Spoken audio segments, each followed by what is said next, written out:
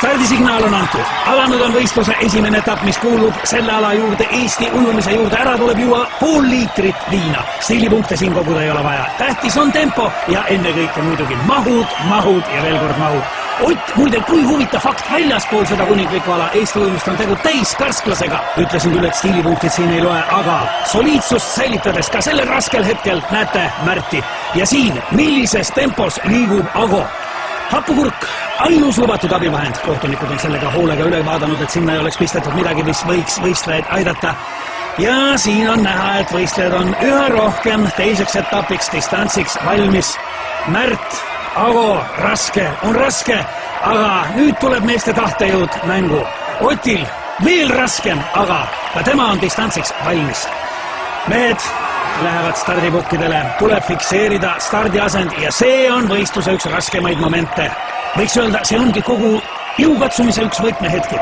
Väga paljud on pidanud alla vanduma just selles faasis, aga nemad ei ole ka finaalis. Siin on ju 4 kõige kangemat, aga ka neil on raskusi. Kus on pukk?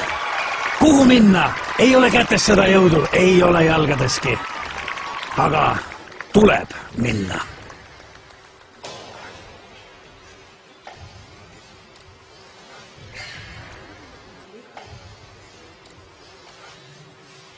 Kas nüüd on kõik kohtunikule meelepärane?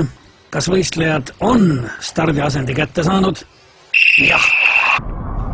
Kõlas vahestardisignaal. Väike hetk peataolekut, aga juba favoriit kogub ennast ja asub teele võidu suunas. Ago samal ajal stardipukilt lahkumata on mees põrandal ja see jäi tema viimaseks stardiks.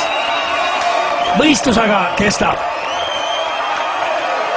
Märt kokkupuutel veega uppus tema, võib-olla isegi enne.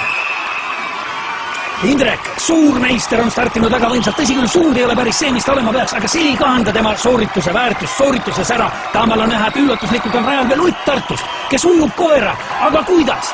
Samal ajal publik elab kaasa ja mida me näeme? Indrekul on ilmselgeid raskusi ja ruudulik kohtuniku käes näitab võistluse enneaegset lõppu. Ott on võitnud, on uus meister puhtalt sellega, et pidas lõpuni vastu. Rahvas on hullumas, ei ole kedagi, keda see draama ei jätaks ükskõikseks. Milline üllatus, millised emotsioonid.